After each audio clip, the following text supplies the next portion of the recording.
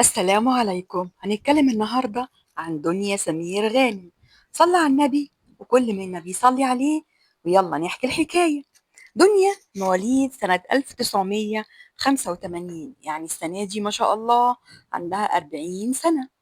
دنيا اتجوزت مرة واحدة من الإعلامي الشهير رامي رضوان، ده كان سنة 2013، يعني ما شاء الله بقالهم دلوقتي 12 سنة. خلفوا بنت واحدة وهي قايلة.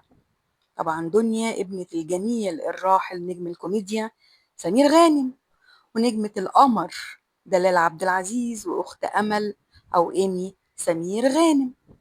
الحقيقة إن دنيا بدأت مسيرتها الفنية وهي لسه عندها 10 سنين.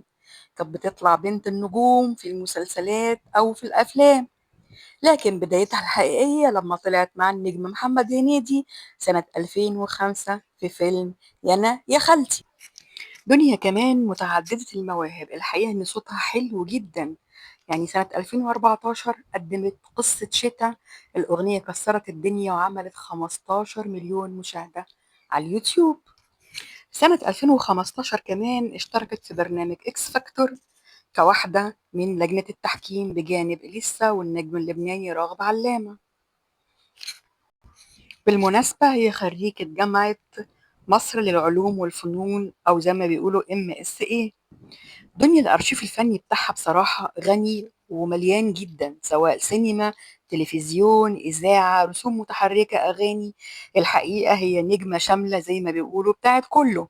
يعني مثلا من أشهر أفلامها يانا يا خالتي، كباريه، طير انت، لا تراجع ولا استسلام.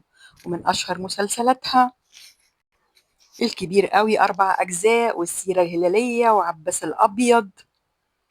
للعدالة وجوه كتيرة، من أطلق الرصاص على هند علام. أما بالنسبة للإذاعة عملت أحلام سعيدة، مش معايا، حلزونة تي في. أما الرسوم المتحركة فعملت عصام والمصباح وعائلة الأستاذ أمين أمير ورحلة الأساطير وفارس والأميرة. أما بالنسبة للأغاني فعملت ما شاء الله تترات مسلسلات كتير قوي، فوق ال10 مسلسلات، بالإضافة للأغاني السنجل اللي بتطرحها كل فترة. يعني مثلا أغنية تعال تعال اللي عملتها بالخليجي، وكانت بالتعاون مع هشام جمال، كسرت الدنيا. الحقيقة بقى لازم نتكلم عن تعاون هشام جمال ودنيا سمير غانم، لأن عملوا مع بعض دويتو ناجح جدا جدا جدا. دنيا من أوائل الناس اللي صدقت في موهبة هشام جمال، لدرجة إن أول مرة اشتغلوا مع بعض ما خدتش أجر، وده عشان تشجعه وعشان تدعم موهبته. بعد كده عملوا ثنائي فني ناجح جدا، أنتج لها مسلسلات، أنتج لها أغاني، ولحن لها أغاني.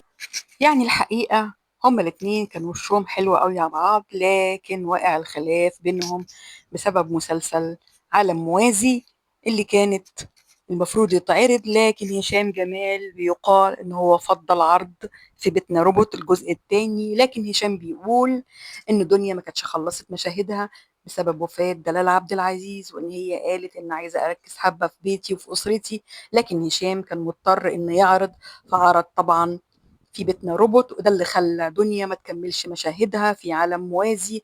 وهنا وقع الخلاف بينهم، هو بيقول كلام وهي بتقول كلام.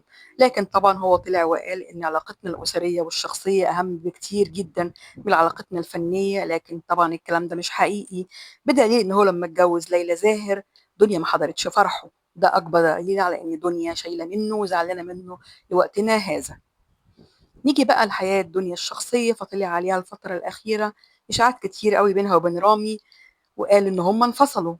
الحقيقة إن هم أو غيرهم كل ما حد فيهم ينشر حاجة مضايقاه عن أصدقائه وعن مشاكل في العمل، الناس بتاخدها على إن هو بيتكلم عن حياته الشخصية أو الزوجية، فبيحصل معاهم ومع غيرهم. وقال إنه حصل بينهم انفصال وهم مش عايزين يعلنوا. الحقيقة فضلوا هما الاتنين ساكتين ومش بيردوا لغاية ما نشروا صورهم في المصيف السنة دي، هما وبنتهم، وكانوا في منتهى السعادة، وده كان أكبر رد على الإشاعات اللي بتطلع عليهم. دنيا كمان ليها اليومين دول فيلم مكسرة بيه الدنيا في السينما، لسه بيتعرض، والفيلم بعنوان روكي الغلابة، هو مع محمد ممدوح، ويقال إن هو فيلم جيد جدا ونقلة جديدة في حياة دنيا سمير غانم. الحقيقة إن دنيا متعددة المواهب هي بجد موهبة ماشية على الأرض. برغم كل التاريخ اللي هي قدّمته ده والأعمال المتميزة الكتيرة اللي هي لسه عندها كتير أوي عشان تقدّمه وإحنا مستنيين منها كل جديد. ودي كانت نبذة صغيرة عن دنيا سمير غانم، وأنا أختكم هامسة ودي قناتي. من فضلكم ادعموني باللايك والمشاركة في القناة عشان تكبر بيكم وليكم. شكرًا جزيلًا.